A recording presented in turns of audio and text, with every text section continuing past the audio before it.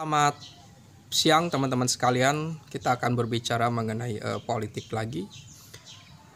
Sedang memanas manuver politik dari Budiman Sujatmiko ditanggapi oleh temannya yaitu Petrus Herianto itu sebagai suatu pengkhianatan. Karena Budiman mendukung Prabowo yang diduga terlibat aksi pelanggaran HAM yang menculik para aktivis.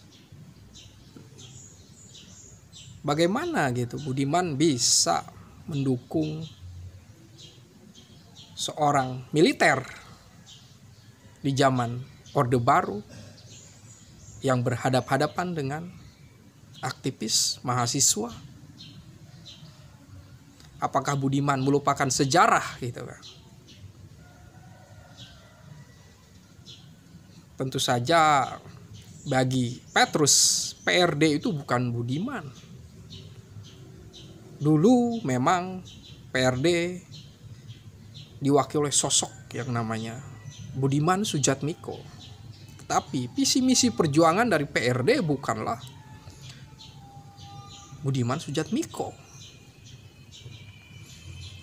Dan keterangan dari Petrus menyatakan bahwa kalau Budiman mewakafkan dirinya untuk Prabowo, maka dia dan teman-teman di PRD yang masih satu visi akan mewakafkan diri untuk mengungkapkan, untuk meminta pertanggungjawaban terhadap peristiwa penghilangan orang, pelanggaran HAM tahun 1998 gitu. Jadi Budiman bukanlah representasi dari PRD, Partai Rakyat Demokratik. Apakah Budiman melupakan sejarah? Apakah Budiman meninggalkan tanggung jawab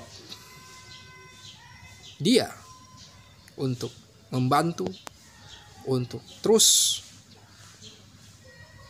mengingatkan bahwa setiap orang yang pernah terlibat dengan pelanggaran HAM atau dianggap sebagai penjahat HAM,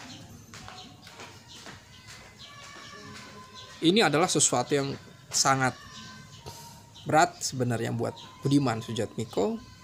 Tapi tentu saja itu udah pilihan dari Budiman Sujatmiko. Wacana yang dia gulirkan adalah tentang kepemimpinan yang strategik.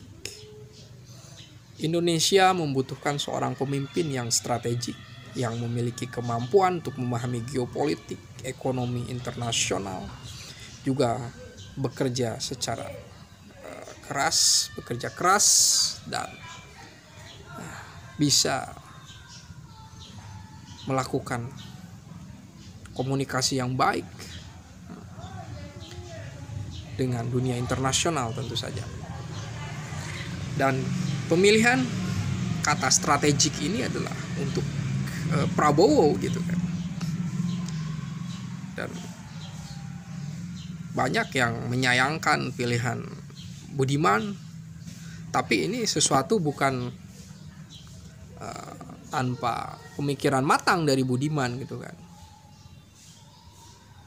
Seharusnya memang yang harus membereskan persoalan ini adalah pimpinan nasional gitu kan. Ya, seorang Budiman itu kan dia siapa? Dia tidak bisa, jangankan untuk mengungkapkan peristiwa 98 gitu kan. Di partai saja dia tidak memiliki posisi gitu kan. Maka ya pilihan Budiman untuk bergabung dengan Prabowo itu suatu lembaran baru gitu kan. Apakah dia mau berdamai dengan masa lalu atau harus Budiman memahami bahwa situasi kondisi ketika itu ini adalah suatu yang tidak bisa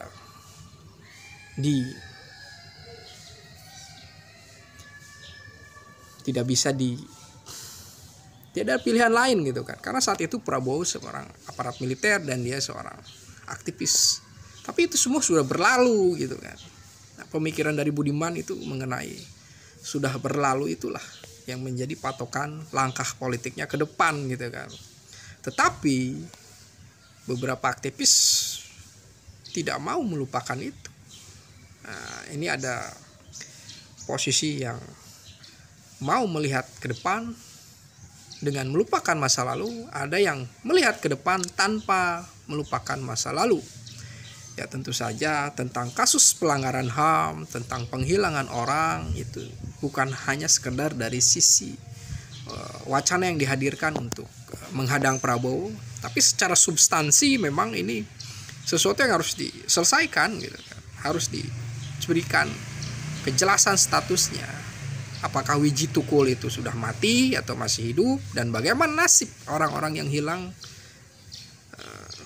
saat melawan Orde Baru gitu.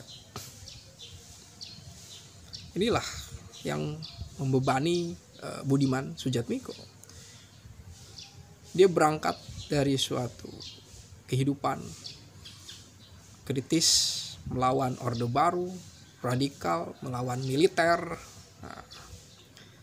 Dan banyak orang yang mempunyai harapan buat Budiman Sujatmiko gitu kan, untuk membantu menuntaskan tentang kisah pilu pelanggaran HAM di masa lalu gitu kan.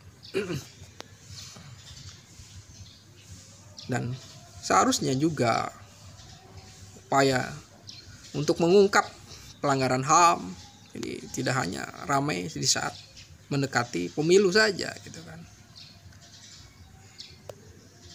Sehingga tidak dicurigai sebagai suatu wacana, sebagai suatu cerita yang digunakan untuk menghadang Prabowo. Ini dianggap sebagai sesuatu yang politik. Tapi apapun itu, mau dianggap politika, dianggap sebagai suatu pencitraan untuk menghadang Prabowo, tapi memang kasus pelanggaran HAM, kekerasan militer, itu ya harus diungkap. Karena jangan melupakan sejarah, kata Bung Karno ya. Harus ada evaluasi gitu kan. Harus ada evaluasi tentang supremasi sipil, demokrasi, keseriusan untuk mengungkap peristiwa pelanggaran HAM. Ini digunakan agar kedepannya tidak terjadi lagi. Sipil harus semakin kuat dan militer harus profesional gitu kan. Harus profesional, tidak boleh berpolitik. Demokrasi harus ditopang oleh rasionalitas, hak asasi manusia, dan prosedur hukum yang jelas gitu kan. Jadi memang langkah Budiman ini mendapatkan suatu tanggapan yang berbeda-beda. Ada yang membenci dia dan ada yang mendukung dia.